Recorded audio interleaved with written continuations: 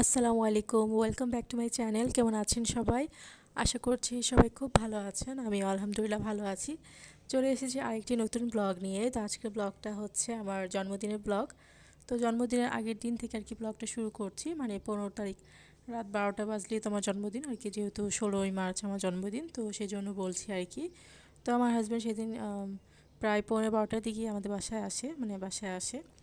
তো আমি তখন নামাজ পড়ছিলাম, তো পিছন থেকে আমার ছোটো মেয়ের কথা শুনি যে ও বলছিল, বাবা আবার কেন কেক নিয়ে এসেছো?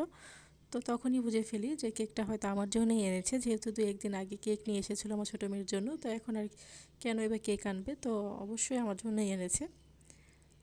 তো কেক কাটার কোনো ইচ্ছেই ছিল না আসলে। কেক কাটাটা ভালো না, যেহেতু এখন বড় হয়ে গেছি, তো কিসের আর জন্মদিন। তো কি আর করব, হাজব্যান্ড যেহেতু নিয়ে এসেছে তাই কেকটা কেটেছি। তো তেমন কোনো ছবি টবিও তুলি নেই, কোনো ছবিই তুলি নেই। ফ্যামিলির সাথে সবাইকে খাইয়ে দিয়েছি, এই তো। আর ছোট্ট একটা কেকের ভিডিও করেছিলাম আপনাদের সাথে শেয়ার করার জন্য, তো এই তো শেয়ার করে দিলাম। আর আমার জন্মদিনের দিন সবাই আমাকে কম বেশি উইশ করেছে, খুবই ভালো লেগেছে। আমাদের ফ্যামিলির প্রত্যেকটা মেম্বার আমাকে উইশ করেছে। আর এই তো। তো এখন হচ্ছে মানে 15 তারিখ রাত 12টার পর আর কি, মানে সেহরি খাওয়ার পর 16 তারিখ আর কি হয়ে গেছে। তো সেহরির সময় আমার হাজব্যান্ড বলছিল যে কালকে আমার জন্মদিন উপলক্ষে যেন ফ্রাইড রাইস রান্না করি, আর সাথে chicken fry, sweet and sour chicken.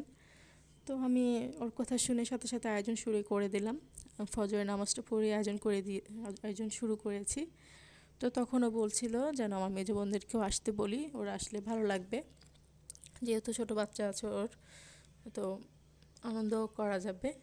তো বললো যে ফোন দিয়ে বলে দিতে, তো আমি ওর সাথে সাথে ফোন দিয়ে বলে দিলাম। আমি না, মানে আম্মুকে বলেছি যে তুমি ফোন দিয়ে বলে দাও, যেহেতু আমি কাজ করছিলাম, তো আমি আর ফোন দিতে পারিনি।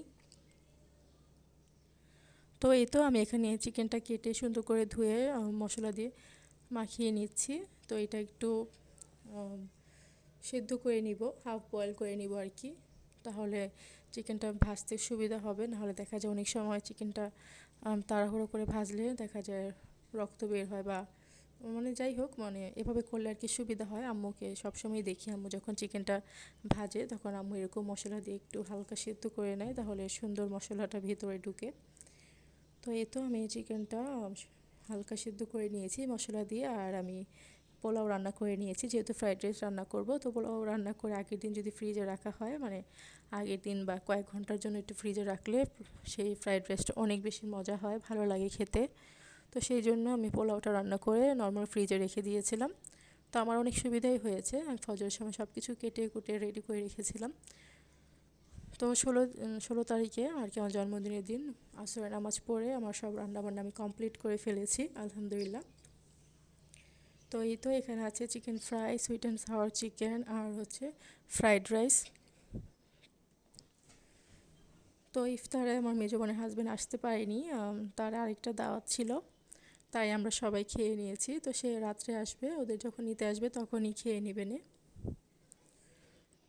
তো আজকে আমার জন্মদিন, সবাই আমার জন্য দোয়া করবেন। আর আজকের ব্লগটা যদি আপনাদের ভালো লেগে থাকে তাহলে অবশ্যই লাইক কমেন্ট করতে ভুলবেন না। আর যারা নতুন দেখছেন, যদি ভালো লেগে থাকে তাহলে অবশ্যই চ্যানেলটা সাবস্ক্রাইব করে দিবেন। আর যেহেতু রমজান মাস, তাই তেমন বড় কোনো ব্লগ বানাতে পারছি না, যতটুকু ভিডিও করছি ততটুকু শেয়ার করার চেষ্টা করছি আর কি।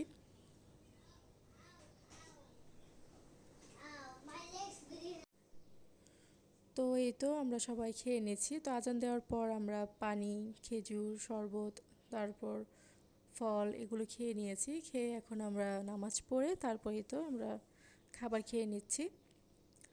আর এই তো আমার মেজো বোন ওর 2 মেয়েকে, তারপর আমার মেয়েকে খাইয়ে দিচ্ছিল।